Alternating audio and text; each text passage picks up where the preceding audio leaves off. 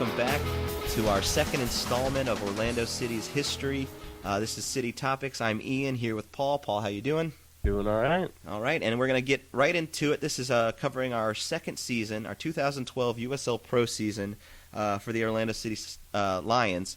This is our first season with a purple jersey, so this is the beginning of purple as a major part of our franchise. That was an alternate that year, correct? We had all three colors still, correct? We had all three that season. I think the purple was one of the main ones, and I think actually the red was the alternate. Red was the alternate. But okay. we have a red, white, and purple at that point of our history. So okay.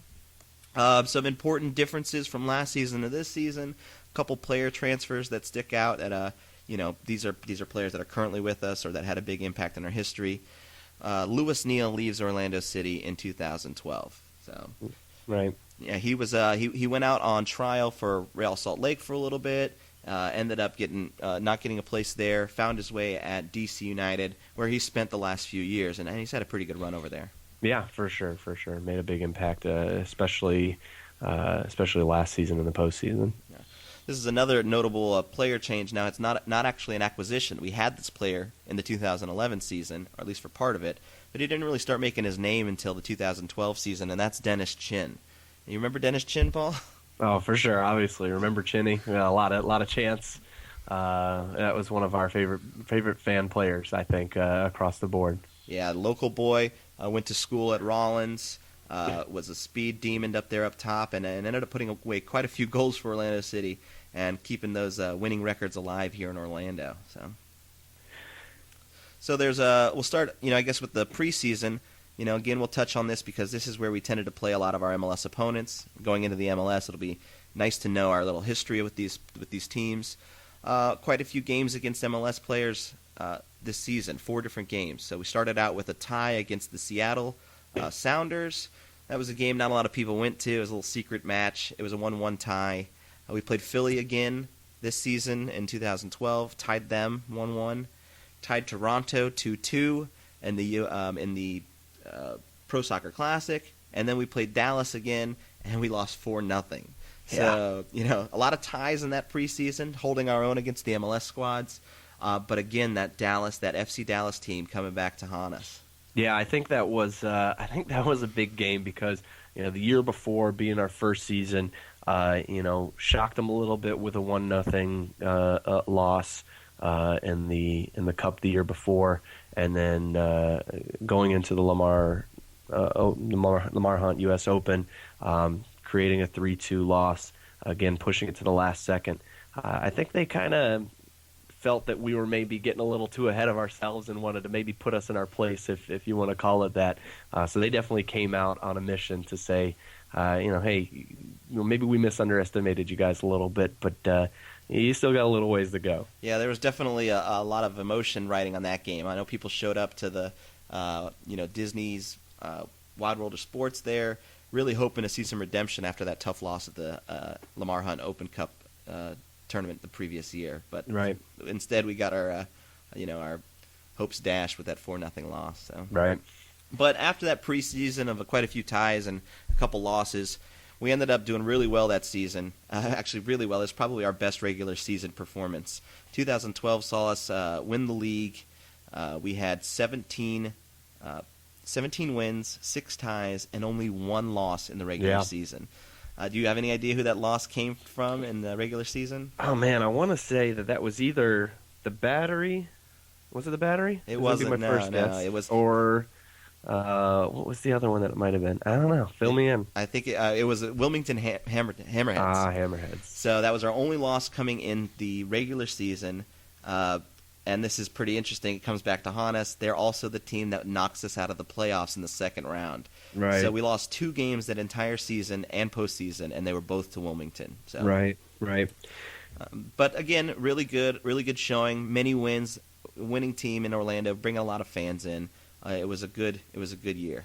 Yeah, another great follow-up to an inaugural season. We wanted to show, especially again with our hopes of becoming an MLS team, that we weren't going to be a one-and-done type of scenario with the championship or the league championship.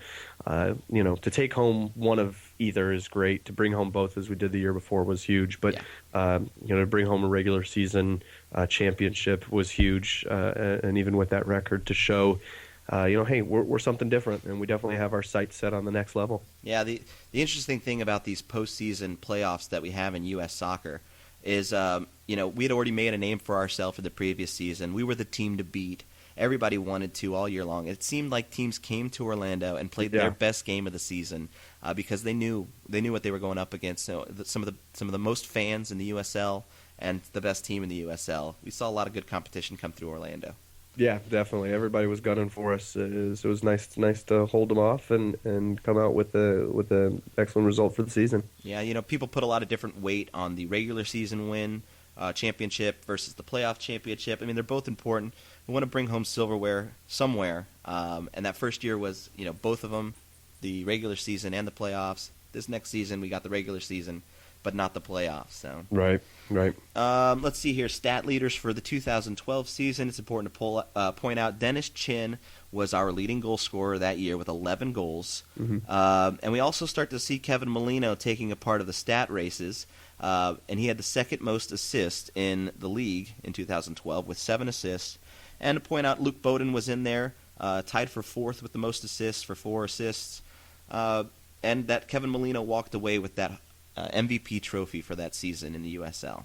Yeah, really started to bloom that year. And again, seeing Luke Bowden come through with a high number of assists.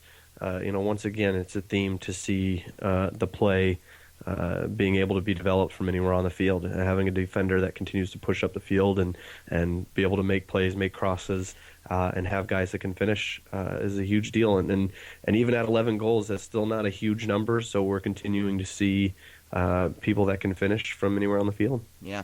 Good to point out that Molino here still not putting away a whole lot of goals, but definitely putting away a lot of assists in this season. So starting to develop and get those stats, but in the assist category, not so much the goal scoring category. Right.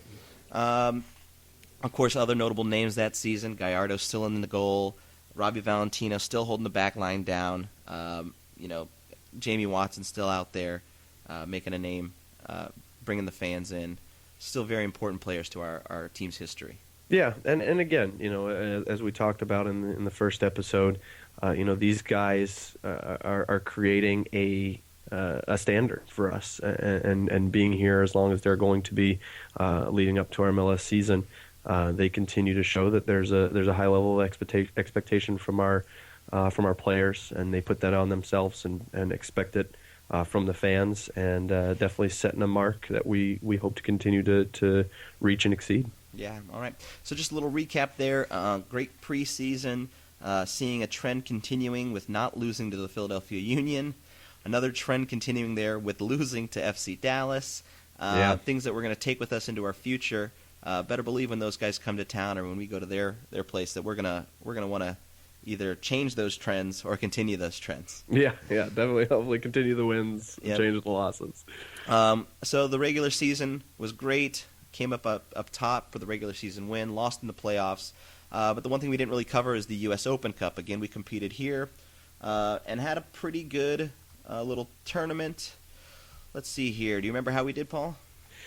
I think it was pretty much the same as the year before. I want to say we made it. We might not have made it to the MLS that year rounds, did we? Yeah, we did. We got to playing the MLS teams, but it was in the third round we got knocked out. We beat a lower division team handedly in May or mid-May, and then late May we ended up losing to Sporting Kansas City 3-2 for the Lamar Hunt U.S. Open Cup, and that was a game that pinned us against Raylene Collins, our new center back, right? Going to Livestrong Sporting Park there to play Kansas City in a 3-2 loss. And, that also starts a new trend here of a relationship with Sporting Kansas City, and that's going to play a big role in our 2013 season. Yeah, for sure. Again, another name that's going to be introduced here as far as somebody that we're going to go up against and that we're from now on going to have on our squad. And another good showing, though. 3-2 loss again. I think it was, again, another team that knew coming into it that we weren't going to be a team to be walked over. So yeah, and this was an away loss, an away 3-2 loss, so that's pretty good. I'll point out here that we as the lower division team, we really focused on this U.S. Open Cup. We really cared about it. Our coach always did.